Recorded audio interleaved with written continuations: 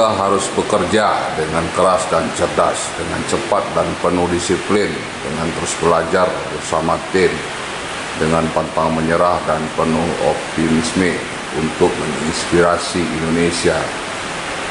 Yusuf Aiman.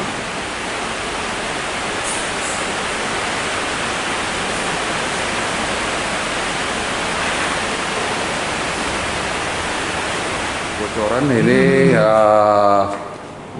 sudah berapa PO yang dari Sumbar yang mungkin datang ke sini untuk memesan armada baru ini? Cut dulu ya. Let's go to bed!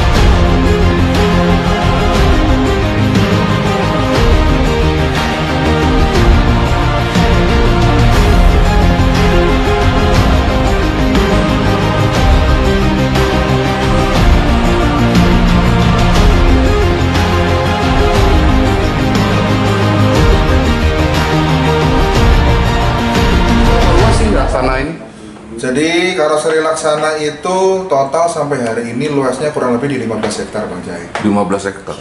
Jadi yang kita lewati tadi baru berapa hektarnya aja itu? Tadi sekitar ya kurang lebih 80% lah. Jadi 80%. Ya. Berarti saya sudah lumayan ini juga menjelajah gitu ya berarti ya. Ya. Dari ruang. Jadi kalau ini masalahnya ruangannya ruangan apa ya? Jadi rencananya di ruangan ini nantinya sebagai ruang display simulasi interior dari bis Laksana Bang Jai.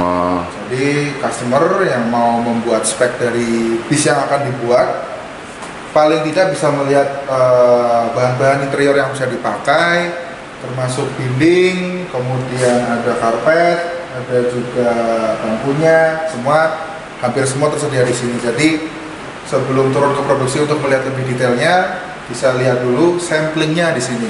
Berarti ini daerah kuasaan marketing lah gitu ya, untuk ajang promosi gitu ya. Begitu. Kalau kita lihat sekilas ke samping tadi kan banyak bis-bis yang sudah ada ready. Berarti ini masuk di ruang promosi lah gitu ya. Jadi misalnya kita boleh geser mungkin. Iya. Bisa dilihat nanti.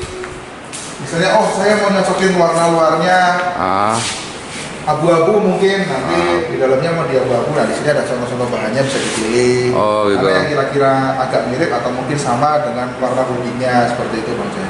Itu kain-kain yang seperti apa itu untuk digunakan untuk apa itu? Nah, ini digunakan untuk bangku penumpang. Penumpang gitu ya. Penumpang. Ini banyak piagam-piagam atau seperti cenderamata atau apa itu yang Ya, ini jadi piagam dan beberapa lisensi dari ATPN, kemudian juga ada dari beberapa lembaga-lembaga yang terkait dengan transportasi yang menyatakan apresiasinya terhadap Laksana dari berbagai bidang. Ada yang dari ATPN, ada yang dari mungkin pernah dulu dengar Good Design Indonesia, Legasi pernah memenangkan desain karoseri terbaik di Indonesia asli buatan anak bangsa. Nah itu kan kalau lihat beberapa bis Laksana di bagian atasnya ada logo GDI Good Design Indonesia. Itu kita pernah menang untuk kategori desain terbaik karya anak bangsa. Tahun berapa itu? Itu kalau nggak salah 2018 ya. 2018 gitu ya. Ini kan saya kalau dia katakan perasaan saya kayak tersanjung banget nih, mumpung di hari libur saya bisa menginjak Laksana gitu Ya, kan. Emang tiap hari Mas Raju itu ada di Laksana ini atau gimana ini? Ya, saya hampir setiap hari ada di sini. Kadang kalau misalnya di musim libur seperti ini, ketika memang ada kebutuhan customer yang mau datang ya kita harus datang. Iya. Makanya sore ini saya juga pakai kaos. Iya, namanya juga libur kan gitu. Ya. Tapi yang satu ini ya yang terinspirasi saya dari tadi ini Mas Raju ya. Waktu naik tangga saya lihat itu ada satu sosok tokoh yang saya lihat itu. Ya. Bisa diceritakan sedikit tentang beliau nggak itu? Baik, itu merupakan founder dari karoseri Laksana, namanya Pak Yusuf Arman. Jadi beliau yang membangun semua ini sampai sekarang diteruskan sampai ke generasi ketiga, Bang Jai, seperti itu. Jadi awalnya dulu kita itu bengkel ya, bengkel mesin, kemudian kita mulai mengerjakan kendaraan-kendaraan kecil, kemudian kita berkembang sehingga pindah ke Ungaran, kemudian kita mulai mengerjakan bis, sampai saat ini kita fokus mengerjakan di kendaraan roda 6 ke atas seperti itu.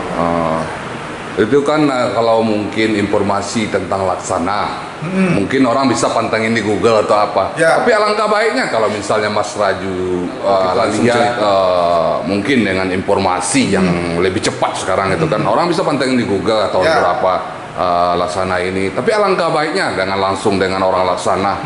Kira-kira Laksana itu awal dibentuknya itu kapan gitu? Baik, Laksana itu Bang Jai didirikan di tahun 1967. Seperti tadi yang saya ceritakan, jadi mulai dari bengkel-bengkel mesin, kemudian kita mulai merambah ke karoseri kendaraan kecil, kemudian kita kembangkan lagi ke karoseri bus, kemudian sampai sekarang kita melihat mungkin kalau kendaraan kecil sekarang sudah ESI ya dari pabriknya ya. Kalau dulu kan mungkin kendaraan kecil hanya kepalanya saja, kemudian di belakangnya dibuatkan rumah-rumahan buatan karoseri lokal di seluruh Indonesia. Karena sekarang sudah ESI dari pabrik, sekarang kita lebih fokus ke kendaraan 6 roda ke atas, khususnya bis seperti itu Bang Jai. Jadi mungkin kalau teman-teman yang sudah pernah ke Laksana bisa dilihat banyak mesin-mesin lama yang kita jadikan monumen.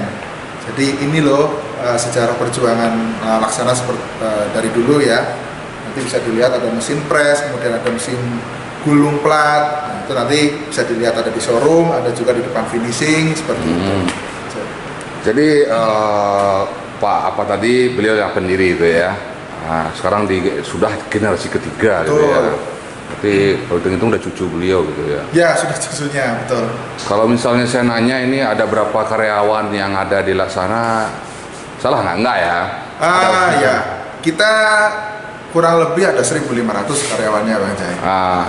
Itu bisa naik tergantung dengan kapasitas produksi yang sedang ada di pabrik seperti itu. Jadi kan kalau Bang Ajay ini kalau intinya sih nggak punya konsep nih Mas Raju, jadi mengalir gitu. Jadi pertanyaan-pertanyaannya ya itu. Terus satu lagi, ada nggak seperti isu-isu yang kita lihat-lihat atau apa bis selain dari Indonesia yang ngambil? Ada nggak bis-bis luar negeri yang memakai Laksana ini? Kebetulan kita memang mengerjakan pasar ekspor juga Bang Jai. Kita sudah mulai dari tahun 2007 kita menjajaki pasar ekspor. Kita banyak ekspor ke negara Fiji, Kepulauan Fiji ya. Fiji ya. Kemudian sampai yang terakhir kita kemarin ekspor ke Bangladesh. Kebetulan itu reguler setiap tahun ada, dan spesifikasinya menyesuaikan dari negara-negara tujuan seperti itu. Jadi memang bentuknya mungkin sama sekilas, tetapi untuk spesifikasinya disesuaikan dengan negara tujuan. Ada sih.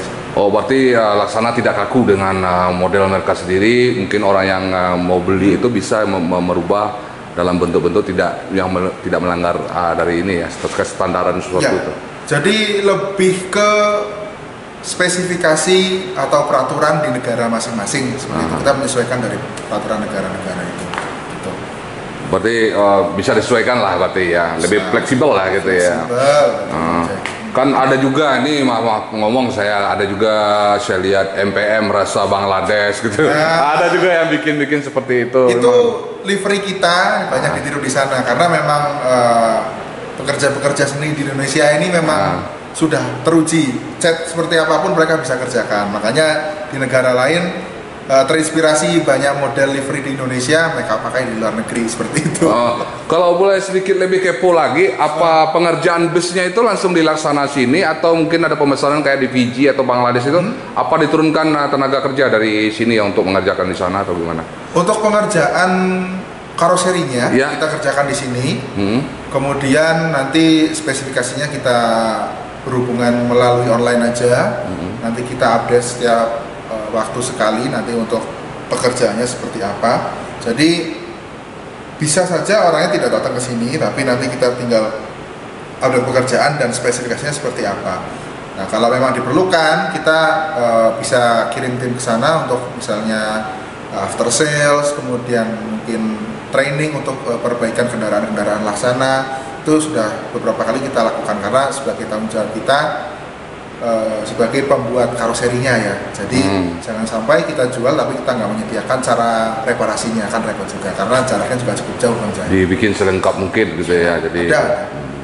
Terus tentang body ya, kan banyak ada yang SR2 sana yang kayak salah satu contoh panorama. Itu yang seri terbaru sekarang apa itu? Kalau yang terbaru sekarang untuk yang coach ya, atau misalnya untuk bis antar kota antar provinsi ya, SR2 Panorama itu sudah baru kita launching beberapa bulan lalu. Alhamdulillah sambutannya di pasar cukup baik. Mungkin kalau Bang Jai kemarin juga sempat lihat, mungkin di Sumbar ada Palala, kemudian ada juga Siliwangi Antar Nusa atau PO-san, kemudian menyusul juga beberapa PO lain di Jawa. Tanggapannya cukup bagus karena mungkin kita melihat pasar sudah mulai bosan dengan yang namanya double glass seperti itu Bang Jai. Dan tentunya kita juga meskipun pakai single glass tetapi modelnya juga tidak seperti bis lama. Jadi kita tetap segarkan modelnya dan kesan bis single glass atau kaca satu sebagai bis lama itu kita hilangkan. Sehingga kita lihat di 2022 ini sepertinya trennya juga akan berpindah kembali ke single glass. Itu sih yang paling baru dari Laksana sih Bang Jai. Back to single glass katanya. Back to single glass, betul sekali. Jadi kalau kita perhatiin gitu, apa ya kan mungkin Mas Raju sering ketemu salah satu PO yang sering, apa mereka ngikutin yang seperti yang keluar lagi tren atau mereka punya inovasi tersendiri, permintaan tersendiri nggak gitu? Tentunya mereka punya pengalaman berbeda-beda dalam berbisnis di transportasi ya. Jadi memang biasanya setiap PO mempunyai beberapa ciri khas sendiri-sendiri. Tentunya